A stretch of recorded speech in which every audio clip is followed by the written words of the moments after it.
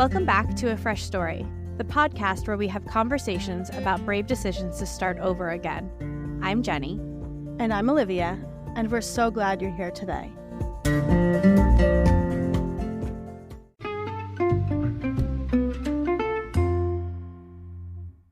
Alex Alexander wears many hats as a founder, speaker, podcaster, and soon-to-be published author. But her work always centers around one passion: exploring the dynamics of community and friendship in our daily lives, uncovering what's working and what's not. Through her work, Alex provides relatable examples and practical insights, empowering you to create a support system that truly resonates with you. Boy, we couldn't love this anymore. This is like everything we believe in at Fresh Starts. And I'm going to be honest, Alex, I don't remember who introduced me to you. I truly don't, but I'm so glad. Do you remember?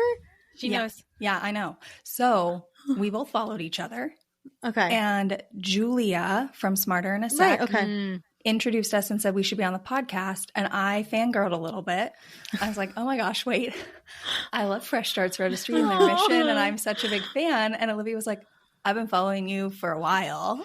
Yeah, I love it. So that was with it. a name like Alex Alexander, you don't forget that. So no, that we love Julia. No, it's wonderful. And I got to be on your podcast, and I just, I'm such a fan. We believe in education, right? So much. And everything you do goes back to this really authentic education about community and friendship. And we say here at Fresh Starts, right, community care is self-care.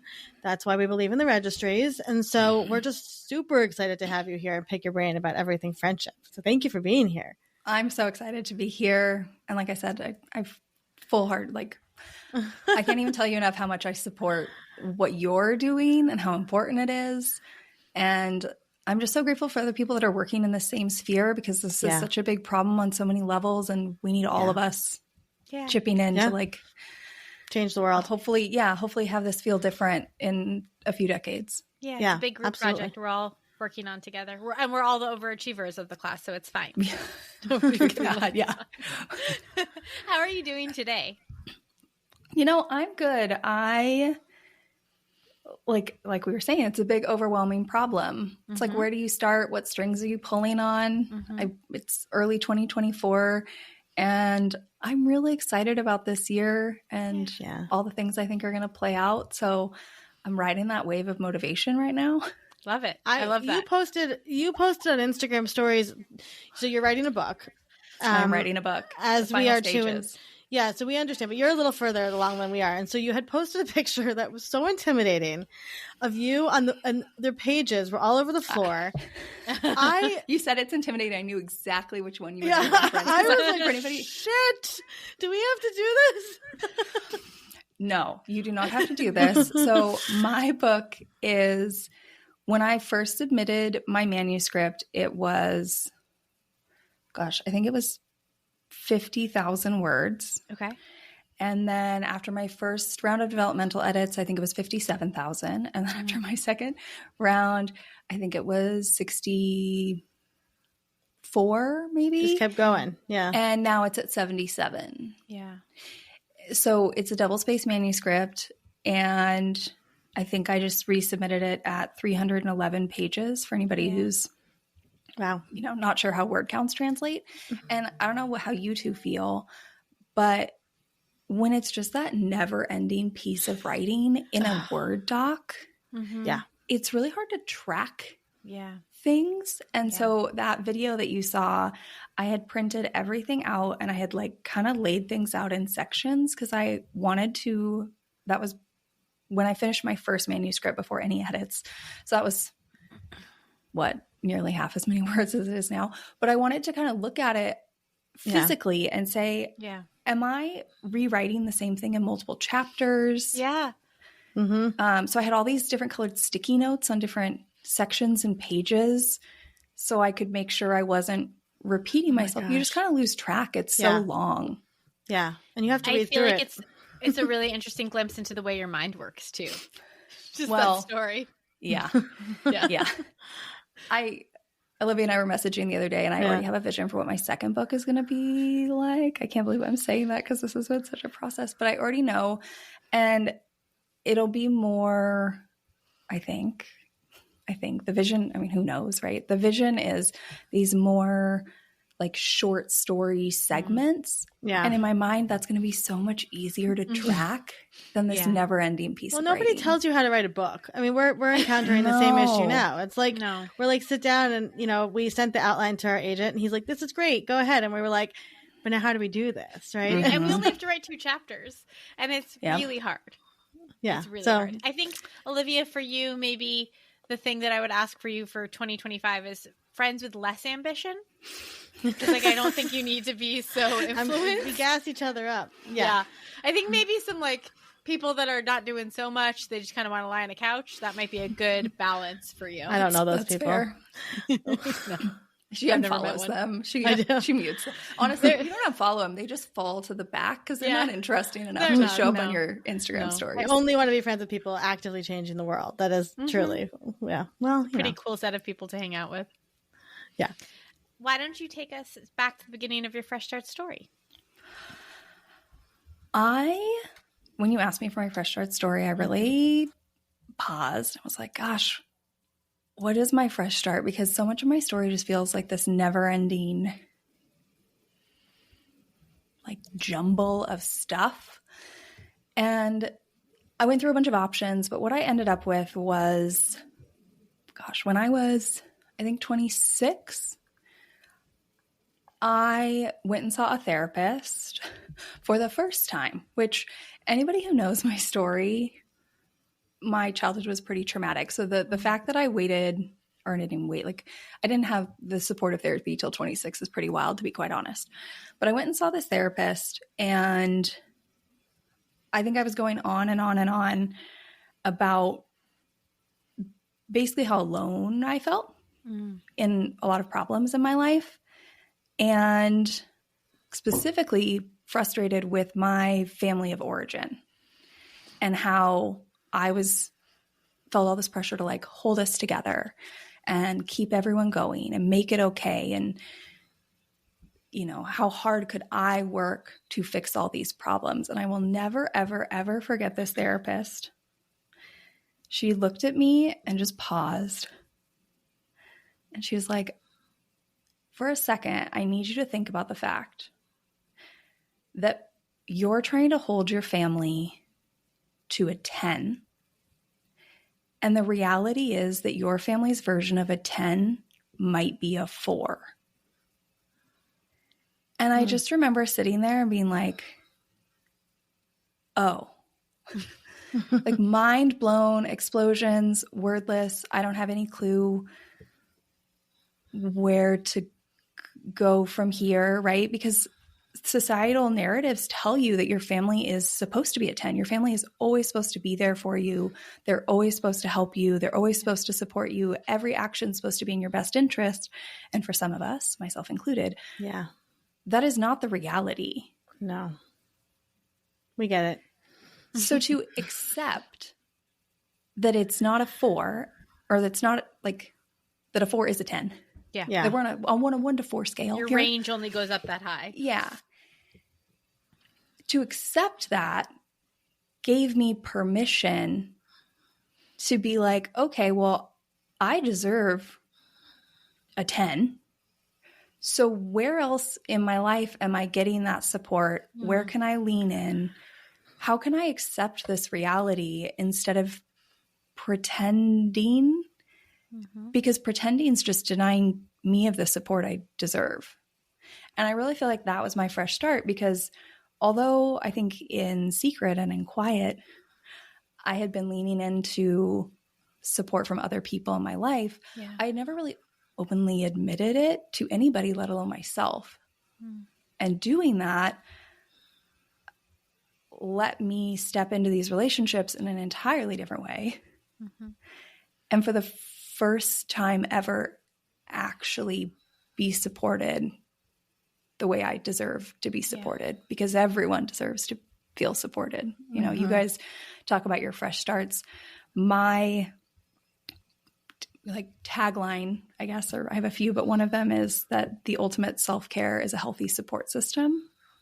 Yeah.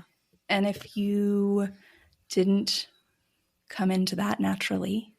You can build it for yourself. And I really think this was the moment that I gave myself permission to do that for myself.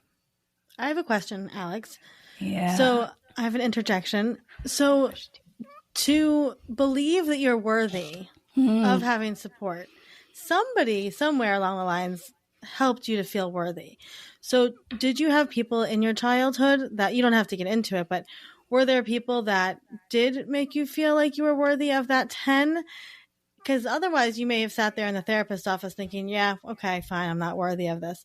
But somewhere along the lines you did realize you were worthy of it. So where did that stem from? You know, there might have been people or adults, but the answer that like sits true to my heart when you ask that question is my friends in my teens and low 20s. Yeah. Like through all the therapy I've done and the moments where I get really frustrated of like, why can't certain people show up for me? Is it me, right? Because that's the question. Like, is it me? Am I worthy of support? I have so many examples of friends that show up in my life in such positive, wholehearted ways. Like they are the reminder that it is possible, that I am worthy, that it is not hard to love me, that I'm not a difficult person, that I'm not the problem. Yeah. You know, it's funny. I was just saying this to my husband last night because I had a lot of worthy issues, romantic relationships. And do you think there's a certain amount of luck and timing that plays into that too?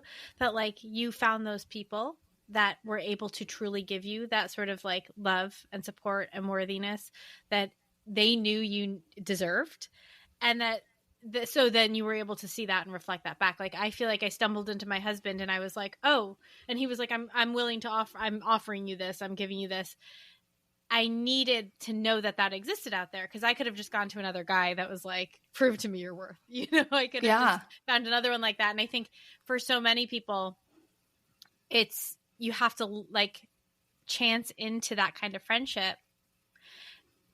And it could have been that you sliding doors to that situation, right? That like it didn't go that way. That's a hard question to answer. My instinct is to say that in my teens and low 20s, I think I was so like rock bottom and alone. Yeah. Now, mind you, I was surrounded by people. It's not that, right. I was like, isolation is different. Yeah. But I just kept showing up. And I think my friends just kept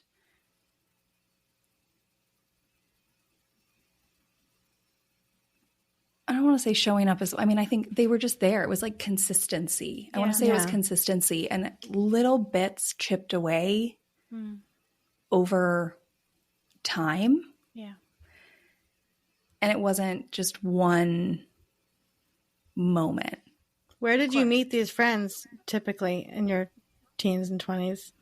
I mean, in teens, it was some friends from high school.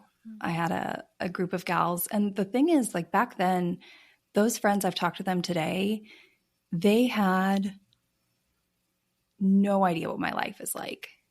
Mm-hmm. You know, I showed up as a fraction of myself because I just wasn't in a place where I could admit how terrible my home life was. Right. You know, it was like decades later that I really told them what it was like. And they were like, I had no idea. I hid it so well. And then in college, you're away from home. And I had a few different friend groups in college. A couple stand out as maybe not that great, not that supportive. And I think instead of forcing myself into those groups, I think I maybe knew that they weren't that great. Like I still showed up, I was still there. Right. But there's something just in your body when you feel good and you feel safe and you feel positive around people. Yeah. And when I found like these other friends, this other group, it just felt so natural to be there. And very quickly, I was there way more than I was with the original friend groups. Yeah. And I think so much of that had to do with, I like to talk about this thing like friend group culture. We're not always going to get it right in the beginning, but when you give feedback and people quickly take it, or they apologize, or they are curious. And it was very apparent, I think, very quickly that right? Because we're 21. We're not doing it all right. Like people are saying terrible things or acting in ways that aren't emotionally stable. And we're all dysregulated. But some people rise, right? Some people rise out of that. Yeah. Yeah. We were very quick to like have conversations and try again and not even, forgive, but like take different action. Right. And I think in my body, in your experience, like you can tell when that's there. Yeah. Do you feel like you were raised or taught, where do you think you understood that friends were important? Like, was it just the fact that you needed those people and they were, your body responded to it? Or do you think that there was some sort of education one way or another that friends mattered? So for anybody that hasn't heard my story, the very, very most basic of it is I had a really terrible childhood family of origin situation full of substance abuse. My mom passed away when I was 13, and I had to raise my much, much younger siblings. I was very, very alone. And so I think for me, it was like truly a rock bottom desperation.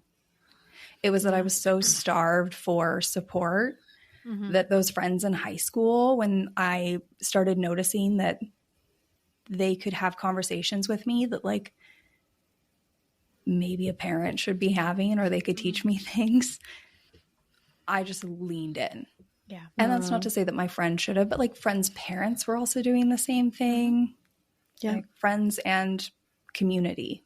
Yeah. Were showing up for me in ways that I wasn't getting elsewhere. Yeah. So it was a natural response to the stimuli that was offered. That makes a lot of sense. I was just thinking about this the other day. The importance of your friends' parents. Right? I freaking love friends' parents. Yeah, talk to us about that. I'm curious your thoughts. I mean, so often I think people are trying to kind of keep their different people separate, right? It's like, this is family time. This is friend time. Right. And at least in US culture, Western culture, I mean, in Europe, it's way more common from what I've heard and what I've seen actually from friends who live there to kind of just bring everybody together. Yeah. But we're slow to do that here in the US. And it's costing us. There's all this talk about vulnerability. This is a huge way to open up with your friends, to let them see into a different part of your life, to sit around a table where your parents might tell a story from when you're a kid. Yeah. But also for you, like for me, to get to share a little bit about me with my friends' parents. Yeah. Because, at this point, I'm in my mid-30s, like, I'm another adult who's around their grandkids and who's hanging out with their kids. And it just adds more color to that relationship. Yeah. And at this point, I like to say, right, my mom passed away when I was 13. I have dozens of sets of parents. I got so many moms. I got moms I could call for all the things. And that's not meant to be some overwhelming thing on those women, but for them, they love spreading more love. Yeah. I have more people I could call. I had a great example of that. I had a breast cancer scare a couple years ago. I'm fine. Everything's fine. But I had a breast cancer scare. And one of the people I talked to the most was one of my friend's moms. Yeah. Who had just gone through breast cancer. Yeah. She knew more than anybody that wasn't some of my closest people. Yeah. Yeah. Yeah. I was thinking about this because I was thinking about we had two sisters who we grew up with who, when our parents were getting divorced, we would spend a lot of time at their house, and their mom was like a second mom to us, and she worked at our school, and so we were with them all the time. and you know, life goes on, whatever. We've kind of gotten back in touch with them, and she follows me on Instagram, the mom, and she gasses me up every single chance she can, right?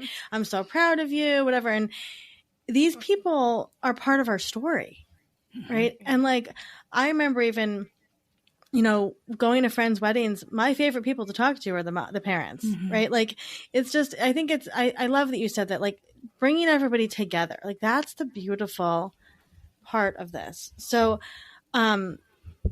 you made these friends in your early 20s, and then like, where did your journey take you next? Like, because you didn't immediately, you were not a friendship expert in your early 20s. No. What happened next? So my senior year of college, I met a woman who was a luxury wedding planner, and getting into the wedding industry on that level is like not easy to do. There's not a bunch of jobs. It's kind of you find the right person. And I found her, we hit it off. And that launched me into a luxury wedding planner career. I did that for I did that for over a decade. It's a very interesting career to have. Yeah, Jenny was in there too. A lot about friendship and working in weddings too, and the way people are with each other. Okay. So most people don't understand the connection, but this is the thing: is for a lot of people, and I'm not saying that this is the way it should be, but currently, for the most part, if you have a big wedding, that's the one time really all your people are in one room. Yeah. And while that can bring a lot of dynamics and stress, there's also something about standing in a room surrounded by all your people that is pretty magical and like amazing. And you see, like you're saying, your friends' parents from childhood and friends from multiple parts of your life, and the friends you met when you met your partner, and their childhood friends' parents. Yeah. And it really did make me appreciate the depth of community we all have, but very rarely are tapping into. Yeah. So I was already thinking about friendship and community in that sense. And what I was really known for in the wedding world was I didn't do design. I didn't do big, pretty things. I did a high production wedding. So if you wanted to do something really wild, that had like never been done before, which is very stressful and why I burnt out. But the other thing I was known for was emotional ROI. So basically, if you're going to spend all this money, what emotions are we creating? What experiences are we creating? What memories are we creating? It's not just about the pretty room. It's about like the quiet moments with the people you care about, and how can we protect those on your wedding day? So I was already thinking about this kind of stuff. But when you mix in the high stress weddings I was doing, I burnt out in 2018, and my husband was like, why don't you just explore something else? Like, you need like a 1-year exit plan. So I did a couple more weddings, and I started a food blog. It was called The Eternal Hostess. And I talked about how to get people together with the least amount of effort, basically the anti-Martha Stewart. Perfect. Like, how do we just get together? Love it. And all my focus was on the connection of it and not the stress. Yep. My whole thought process at the time was like, I think people aren't getting together because there are too many barriers to getting together, because we have so many like feelings like we should set the table and do this and do that. So what if we can get rid of it? Then people will still connect. And the more I would talk about that, the more people would message me and say, it's really great that you can tell me how to cook dinner for 10 people, but real talk, how do you have 10 friends? And Interesting. I just kind of started talking more about friendship and tiptoeing my way in. And at a certain point, it was like, this is really all people want. They aren't even interested in the recipes. Like, I can see in my analytics what people are paying attention to. And I just made the pivot. Wow, that's amazing. So I would love for you, speaking of pivots, to talk to us, like, what are some of these? You have some great theories about friendship. So if you wouldn't mind sharing one or two of them so we could dig in a little bit more just about the topic of friendship while you're here. I would love any of them. Yeah. I mean, I think a huge core message of mine is that so much talk out there about friendship is black or white. You know, are they my friend or are they not? And friendship is not black and white. Friendship is a spectrum. And we're so focused on what is not there that we miss the value that is there. Right. And the cumulative value in all these connections in our life is really what makes up our support system. So you're denying yourself of all this beautiful support out there because it doesn't reach some peak or marker or moment where they are my friend. Right. But yet, like, there's so much value before that. So I really focus on looking at all the connections in your life, from your family to your community, your acquaintances, your various types of friendships, and really appreciating what is there instead of being so focused on what isn't. Because once we focus on what is, you're a lot more likely to invest energy, and you can add. You can build what you need if it's not what you want, but you probably already have more than you realize. I like that. So speaking of that, Jenny is in a new country. Jenny, you want to tell us your... Well, yeah. So I moved here. I moved here in May permanently. I married my husband in September. Congrats. And thank you. It's very happy. You know, I realized at some point I don't have children, and I work from this room that I am in right now, which is the second bedroom in my apartment, with my sister. And I realized at some point, like, oh, I'm going to have to do something to make friends here. You know, I have one friend here who was an internet friend of Olivia's that happened to be moving to Edinburgh the same time as me, which was an amazing coincidence. But she has kids, and, you know, she's doing her thing, and I want more than one friend. And I'm very sort of confused about how to go. Well, not confused. I don't understand how I'm supposed to go about it. I'm not like a big hobby person, you know, like I don't have like, you know, I'm not going to go play board games. I'm not going to go join a running club. I'm not going to, I don't know, what are other things that people do? Like I looked into, you know, classes and stuff like that, but I'm happy to do that. But, you know, I'm worried that like a one-off 3-hour long class isn't really going to, you know, not really going to meet anyone there that's going to create a lasting, you know, connection. I am on Monday going to a co-working space, which is a women-only co-working space, which I feel very good about. It sort of intuitively, I'm like, I feel like this will be good. I am trying to remind myself that there probably won't be like a group of women there that's going to like put me on their shoulders and like say like, thank God you're here. You know, we've been waiting for an American this whole time. So I'm trying to sort of sit in the reality of it. But and it's like, I just don't like, you know, I could keep going. Like we don't really live in a neighborhood where there's other like 30-ish women, like I'm 36, like mid-30s women that are child free. There's a lot of like families here and then students here. So I can't really go to like coffee shops to meet people.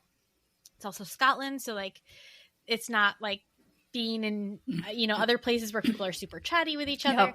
Yep. So I don't, and I'm like not yet at the point where I need friends, but I know that I have to start planting the seeds before I need them, you know, before I'm like desperate.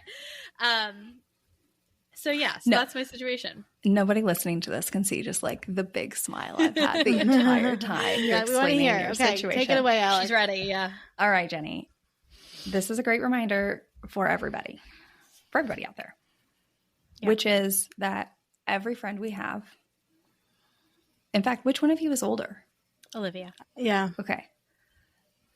Even Jenny at a certain point for Olivia, every single person we know out there was just a person in a room and we didn't know anything about them at a certain point.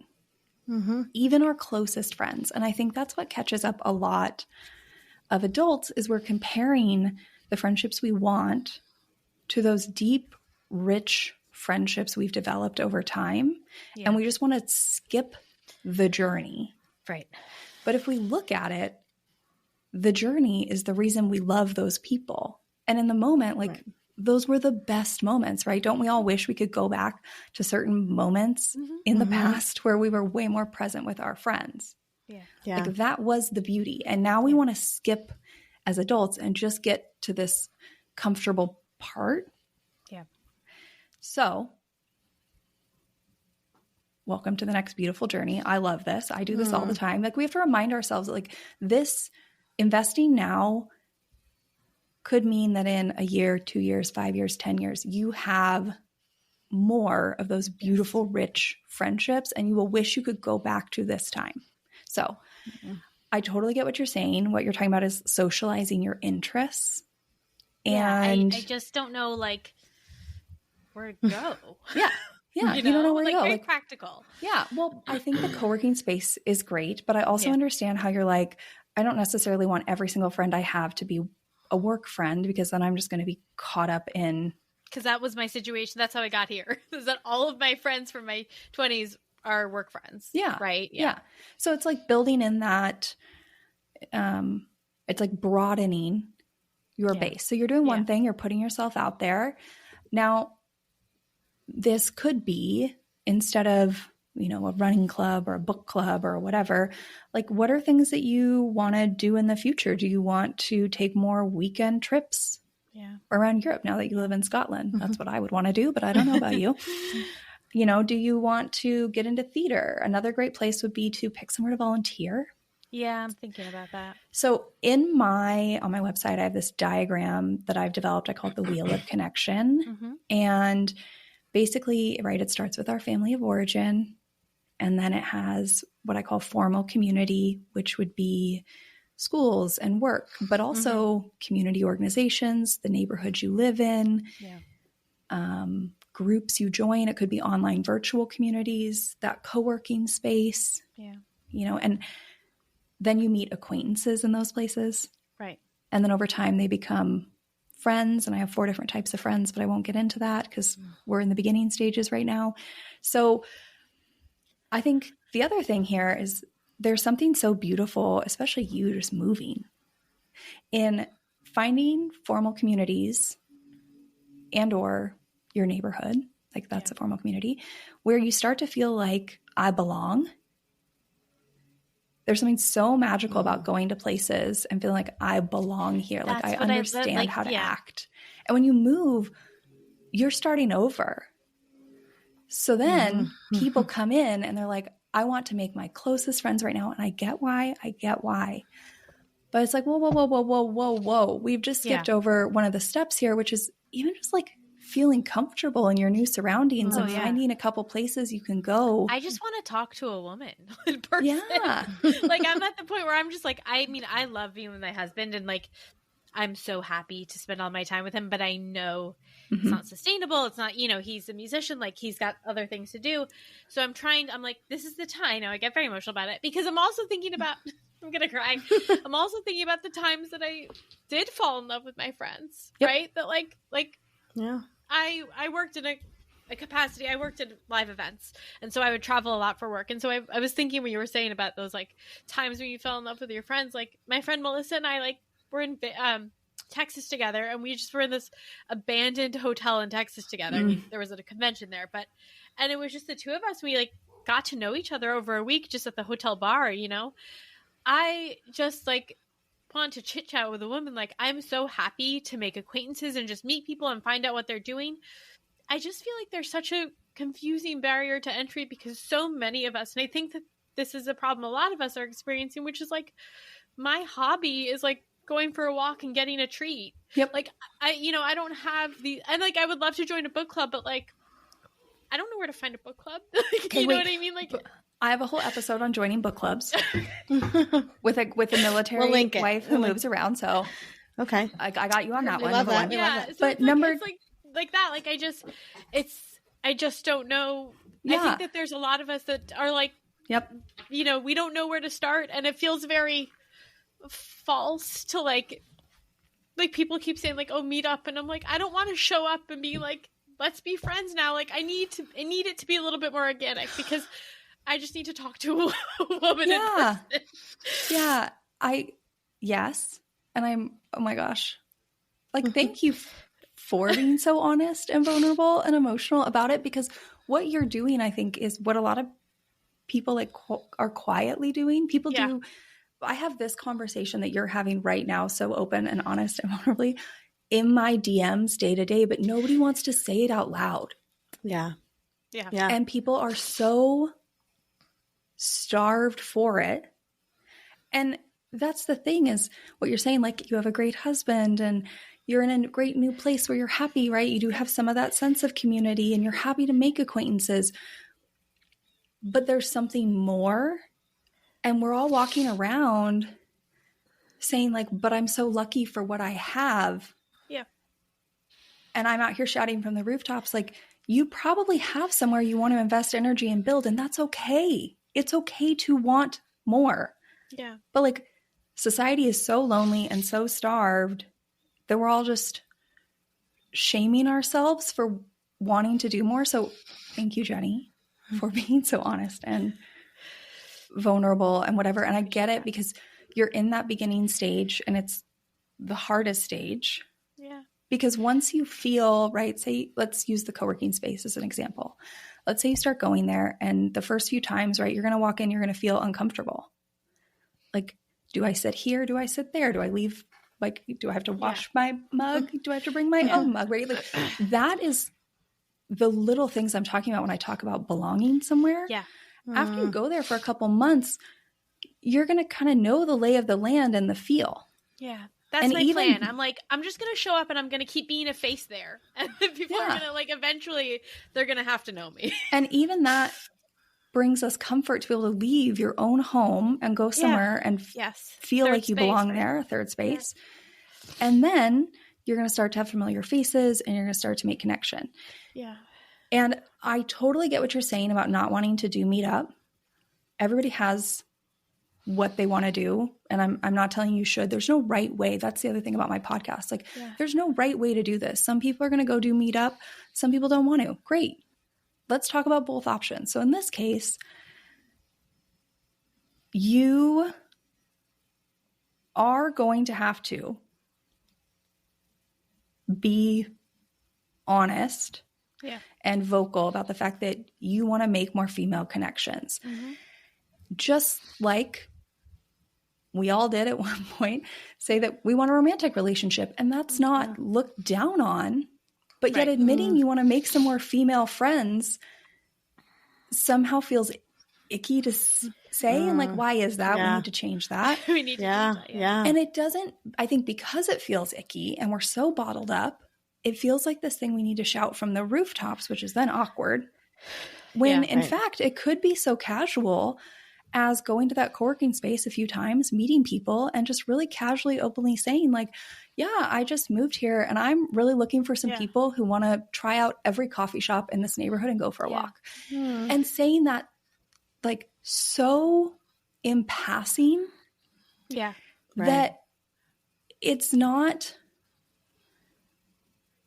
like whether they do it or not is fine, but you are voicing what you want out in the world. And it could be the person you meet at the co-working space, or it could be that somebody you meet at the co-working space knows somebody, invites them to come to the co-working space, or invites you two together somewhere or whatever. And that's how you meet it. Like, we just need to start putting this out in the world. Yeah. It's just so appropriate because literally like last week I was like, I think I should download Bumble BFF. And I tried that, and no dating app has ever worked for me my whole life. Ever. I met my husband. It was funny. I was like, I want to hear your worst friend making advice. And somebody goes, just talk to people wherever you go. And I was like, that's pretty funny. And they were like, isn't that how you met your husband? And I was like, okay, that's fair. I did meet my husband that way. I met him in a museum.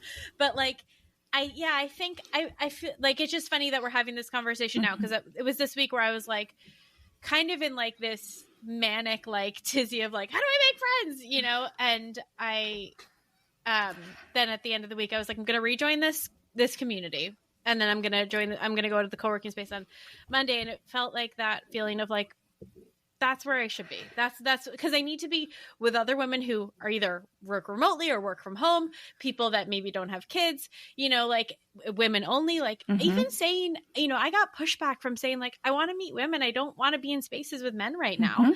And I like that somehow you're not allowed to say that. It's like, there is such value to female connection. And that took me about 30 years to understand. And I have some of the dearest, best female friends. And I'm very grateful because I have my sister and I have these friends. So like everything else is so gravy and I get to just enter into it. And if you don't like me, that's fascinating to me. Like, why would you like me? Like, I'm actually fascinated by that. So I'm fine with that.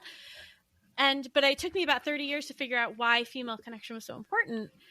And now I'm like, no, so it's like, okay, no, people that can work remotely, women, I just feel really positively about this, but I'm happy to have this conversation and I'm happy to amplify it because I think so many of us are having this experience. So my quick 3 steps for this would be like, number 1, give yourself permission, admit this is what you want. Yeah. Own it, be okay with it for yourself. Because you'll never let the words come out of your mouth when we get later into the steps. Number 2 is you got to leave your house. And my suggestion is to find those communities. Yeah. Because once you do the initial work and you go a few times and you start to feel comfortable there, then you can keep going there and be consistent. If there's nothing wrong, again, with the Bumble BFF meetup route, but you have to do that initial work of being uncomfortable every single time. That's true. Yeah. So pick your own heart, whatever you want to do, but that would different be my people, second. different resources. Yeah. And number 3 is get specific, which is what you're talking about here, like the things you want. Yeah. I talk about this all the time on my podcast. Because we don't have enough language, because we're not talking about friendship enough, people just say, I want friends. And that's like saying, I want to buy a new car. Yeah. Right. And then you're like, what kind of car, right? If you just said, I want to buy a new car, and you walked outside of your house, you'd be like, do I want a big car? Do I want a little car? Do I want a car that seats 8 people? Do I want red? Do I want black? And you have no filters by which to figure out which cars you're into. Yeah. So that's what we're doing with friends. Like, I want new friends. Yeah. Cool. Oh, okay. Well, that's really overwhelming. What do you want to do with them? What do you want to talk to them about? How are you able to support them? How do you want to be supported? What kind of interests do you want to share? I like what you said too, Alex, with what do you want to be doing in your future? Yeah. What do you want to be doing in your future? That. Like, think about these things. I want to host dinner parties. Yeah. And that allows you, when you go into those spaces, to just casually say, I'm looking for a dinner party group. Yeah. I would love book club. Or like, I would love a book club. And just throw it out, because somebody might invite you. And as you'll hear in the book club episode, at a certain point, you might decide you're just going to create one. And every group starts as a group of 2. Right. And grows from there. Which is exactly how I fell in love with my friend Jen. We started a book club together, and like, she was like my friend's wife. I mean, it's exactly how it happens.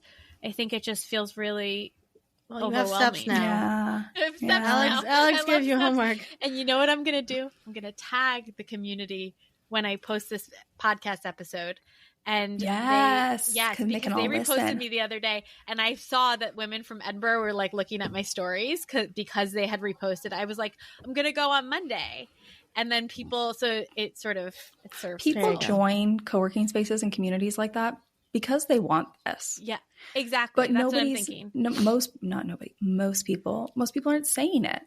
And you can cut this part, Olivia, but definitely the women and people aren't talking about it in Scotland. Like, they're not. I feel like they join, and they also have like events. They have like they have like seminars and stuff like that. So amazing advice, Alex. Amazing. I appreciate this. Thank you for the free therapy. I was going to say, which leads me into my other question: if somebody's going through a fresh start, Alex, what would be some wise words that you can impart to them? Accept the support you've already built. It doesn't need to be your absolute closest circle, There might be people that surprise you. It wouldn't surprise me because I look at this broader circle, but a lot of people are only looking at, the 5-10 people closest to them. And you might get support, like accept it. And then later on the other side of this fresh start, when you're not in maybe crisis or survival or overwhelm, or, it might be a happy fresh start, whatever it is, go back and look at that broader circle, like appreciate this broader circle, and then again do the work. If there are places where you want more support, you can build that for yourself. Yeah. I love that. You know, so often I think being in where Olivia and I are, you probably have this experience too. We get reached out, like people see what we've been through, and people we're not terribly close to will be like, I see that you went through that. And so it's people like that. Like think of somebody that went through something that you are going through right now, and feel free to reach out to them. Like I'm sure they'll be happy to like support you through the thing that they've walked through. Yes. Yeah. And they may, like, right. You're not a lot of these people's closest friends, right? But there is value in that connection that you can help them through this. And just all of us appreciating that a little bit more. I love that. So the hardest question we'll ask, what was the last thing that you ate and really, truly loved? I panicked a little bit about this question, but I'm going to go with this answer. And that is Kalamata olives. Ooh, yes. Because they're my favorite food. And when I tell people that Kalamata olives are my favorite food, they're always like, really? But they are. They always have been. So they brought me a lot of joy this week. I had them as a snack. They're the best kind of olives. They're so good. They're so satisfying, salty. Their brand color is kind of olivey. There are some olive colors in there. Yeah, there. I was going to say, where can people find you, Alex? Because you have so much great resources and support for people. Thank you. Thank you for that. You can find me on Instagram. My handle is It's Alex Alexander. You can also find me on my podcast, which is the Friendship IRL podcast. And I'm on pretty much every platform. Yeah. And you're very, so much education, and you're just so generous with your time and your energy, as we saw today. And, we're just so excited for you. I feel like this is going to be a big year, and we can't wait for your book to come out and, to support you on that journey. And just thank you for everything you do. And we're happy that we got the chance to chat with you. Thanks so much for having me, ladies.